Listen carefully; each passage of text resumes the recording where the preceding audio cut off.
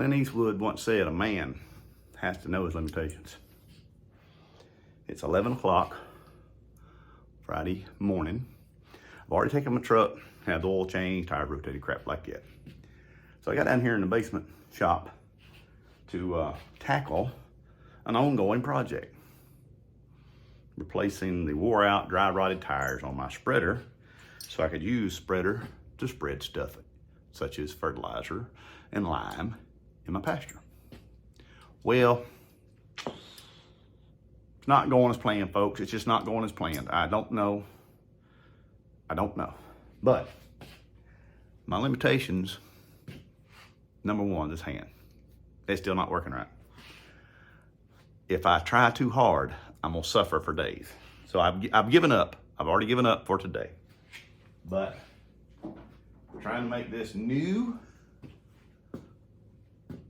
Jungle website purchased tire fit on this little rim has proven to be quite a conundrum or a cluster. So once again, in the very wise words of Mr. Clint Eastwood, man's got no limitations. So on to the next project.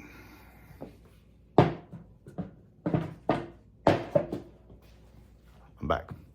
Some time ago, I made a video about replacing the grill on my old Ford tractor. It's a Ford 2000. It's a 1972 three-cylinder diesel. Old Blue, as we affectionately call her here on the farm. Back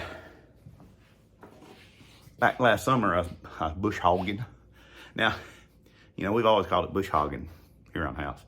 But since I've been watching YouTube, a lot of people call that, what do they call it? Brush hogging, yeah, brush hogging. But I guess where they live, they got brush. Where I live, we got bushes. I don't know. But anyway, so last summer I was bush hogging, and I managed to stick a limb through this plastic grill and almost impaled my radiator. Almost. It did not. Praise the Lord.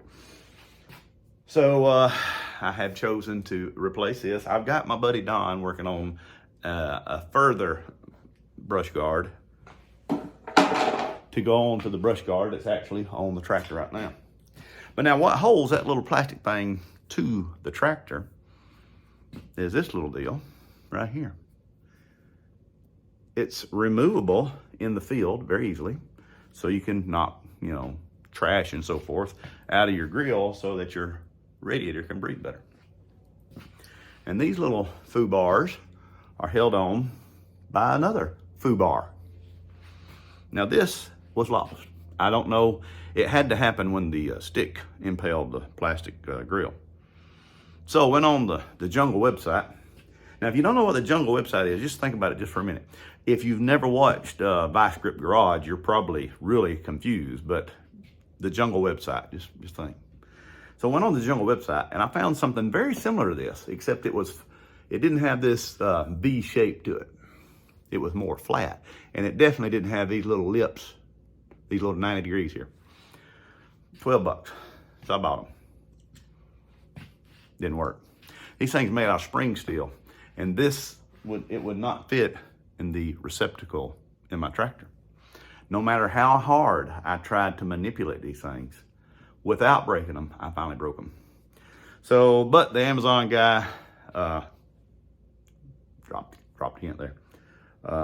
He said that he would either send me another set or just refund me my money. I said, just give me a refund. They're not gonna work. I offered to send them back. He said, don't worry about it. So, had to start thinking, how am I gonna make this work?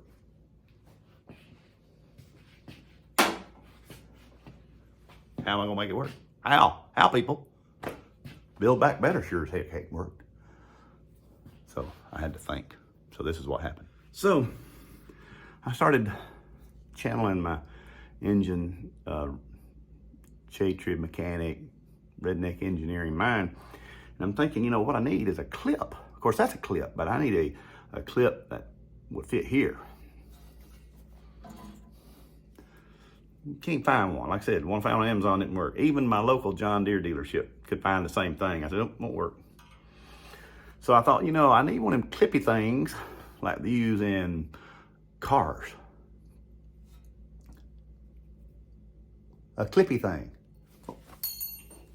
Now, going through my inventory of stuff, you know, I didn't call it junk, but my inventory of stuff, I found these. And I'm thinking, okay, that's something like what I need right there.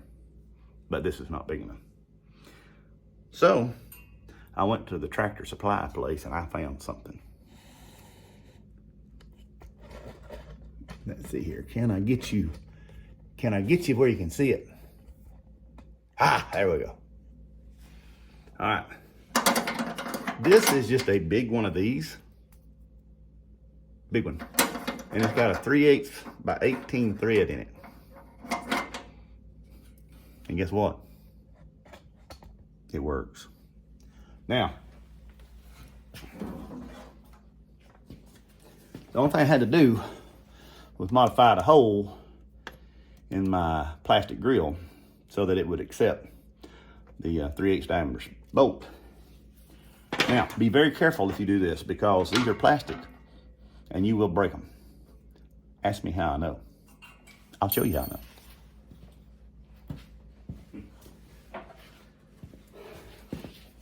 I used the old grill for a test pattern and it worked great. And I did it on my drill press. And it kind of, you know, once the drill caught it, just sucked the plastic up the flutes of the drill. So I thought, well, on this next side, I'm gonna hold that thing down where that don't happen. Well, when I held it down and it grabbed, bam! People, do you realize how pissed off I would have been had that been my brand new grill? Lord, I'd had to go to church for a month to repent for the things I may have said. But you look and see, I learned a valuable lesson. I did not destroy my new grill. Now at work, we would call this a drill bushing. See, I put a hole in this piece of wood, and then I lined the hole that was in the fixture, I mean, not the fixture, the grill, up with said hole. I took my hand drill, drilled through it. Success. So see, I took decking screws and just made this little fixture on my wood workbench. And it worked great. So after I was able to get the holes prepared, modified in my new grill without destroying it, I come over here and I installed my 2 nut plates. That's what you call my Lockheed. That's what you'd call that. That's a nut plate. One on each side. And I took my grill, put it in here, like so.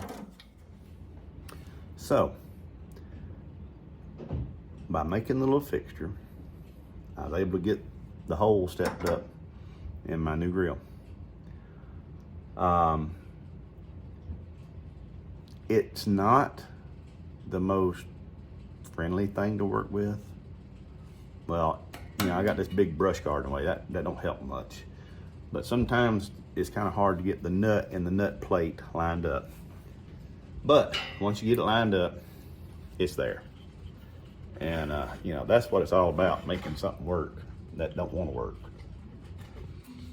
So, and you know, it won't be something that you can make adjustments to it out in the field, you know, but you know, it's not that I do a lot of bush hogging or brush hogging, as some folks call it. But yeah, see, you try to get your hand in, you can't. But I got a little 3-inch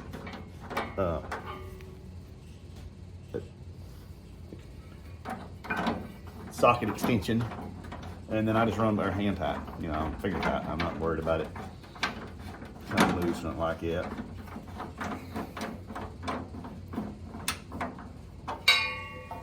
So, you know, when you have old equipment, it's supposed to do that. But look, it don't rattle or nothing. But when you have old equipment, you just got to do what you can. And you know, it's a 52-year-old tractor, so there will be times when it don't want to cooperate. You just got to do what you can, make it work. So if you run into this situation, I wish you more luck than what I had, but I could not find this little clippy poo to replace it with the factory fasteners. But like I said, it works. And I mean, worst case scenario, you just throw this in your little toolbox. And if you did get this full of trash, you could stop and do, you know, maintenance in the field. I hope that furnace wasn't too loud. I really do. So anyhow, now it's time for me to get out of the basement. It's nice outside. It's probably getting close to 60 degrees. I need to go out there and check on some beehives and try to figure out what I'm gonna do with that cussed little bitty wheel. Man, I should have tried that. I should have went and bought another spreader. But, you know, like I said, 14 bucks. So I'm in it for $32. It ain't a big deal. So anyhow, you got Jeff Eubanks here on the farm, working on Old Blue, showing you how to replace your grill and fasteners if necessary. Grill clips, I think, is, if you look it up on the Jungle website, grill clips for a Ford 2000. Say, give me a thumbs up. That thumbs up, same thing's a like. And if you want to, subscribe to my channel. That's totally up to you. I'll take care. Bye-bye.